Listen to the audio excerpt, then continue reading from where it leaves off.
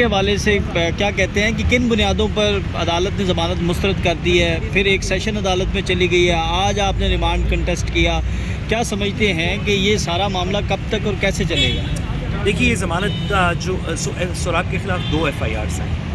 एक पहली जिसमें उनको शुरू में गिरफ़्तार किया गया था 179 ऑफ 2025 की FIR।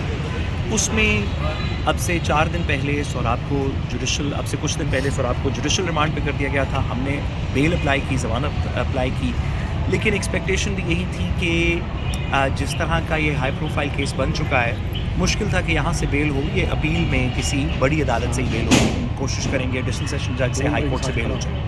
तो इसके अंदर तो कोई ऐसी सरप्राइजिंग बात नहीं है। हम चाहते थे कि यहाँ से बेल जल्दी डिसाइड हो ताकि ऊपर की अदालतों में हम जाके मुतल्लिका बहस कर सकें। दूसरी FIR जब सोराब को जुडिशल कस्टडी पे भेज दिया गया तो एक दूसरी FIR का बताया गया जो 2024 की है, उसमें उसको गिरफ़्तार कर लिया। अदालत ने जज नईम भट्टू साहब ने बड़ी मेहरबानी की कि आज उसमें भी जुडिशल कर दिया। अब इस लम्हे से ऑनवर्ड सोराब FIA NCCIA की कस्टडी में नहीं है।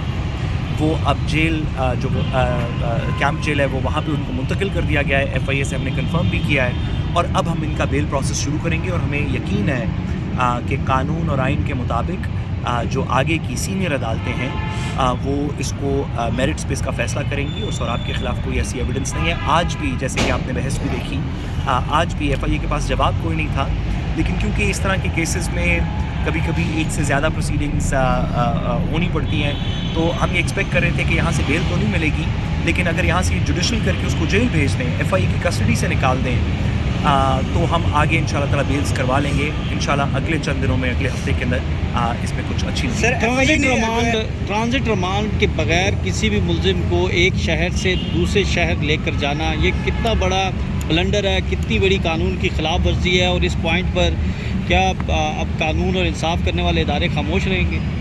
देखिए, वो खामोश रहेंगे या नहीं ये तो मैं नहीं कह सकता, लेकिन आईन पाकिस्तान के अंदर आर्टिकल 10 में ये लिखा हुआ है कि जिस भी शख्स को आप गिरफ़्तार करेंगे उसको 24 घंटे में एक मैजिस्ट्रेट के सामने पेश करेंगे।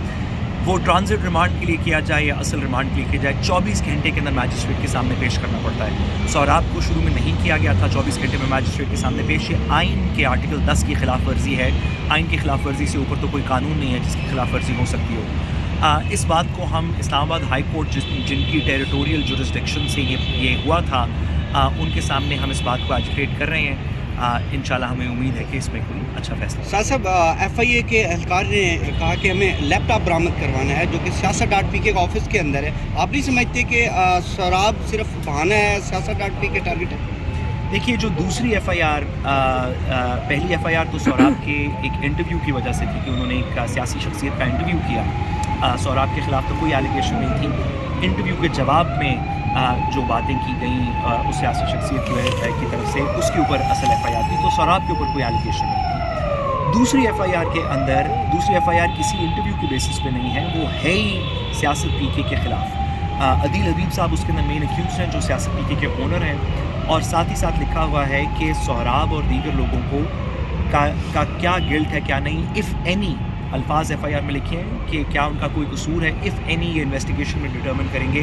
तो दूसरी FIR है ही सियासत PK के ख़िलाफ़, वो सोराब के ख़िलाफ़ नहीं है, तो उसकी कानूनी जांच हुई अकॉर्डिंगली करनी पड़ेगी। सर, 3 FIR हैं जैसे पहले दे दी गई हैं, अब दोबारा कोई अगर ऐसी चीज़ आती है सामने, सॉरी 2, तो अगर दोबारा कोई ऐसी चीज़ आती है तो आपका क्या लाया? मतलब हमने यहाँ पे भी NCCIA के जज के सामने भी ये दरख्वास्त दायर की हुई है कि हमें रिकॉर्ड दिया जाए कि कितनी FIR सोराब के ख़िलाफ़ पेंडिंग है, और साथ ही साथ हमने इस्लामाबाद हाई कोर्ट के अंदर भी DG FIA और NCCIA के हेड से ये दरख्वास्त की हुई है इस्लामाबाद हाई कोर्ट की तवज्जुह से कि हमें बताया जाए कि पाकिस्तान में कितनी FIR सोराब के ख़िलाफ़ है। इस वक्त तक हमारी नॉलेज में बस यही 2 थी, वो भी यहाँ पे अदालत में आके इफेक्टिवली अरेस्ट के बाद पता चली कि वो FIR थी। पहले तो बिल्कुल पता नहीं था कि कोई कार्रवाई भी है या नहीं है। तो हमें उम्मीद है कि अदालत से जब इसमें हुक्म मिलेगा तो उसमें कंप्लीट लिस्ट मिल जाएगी। Thank you.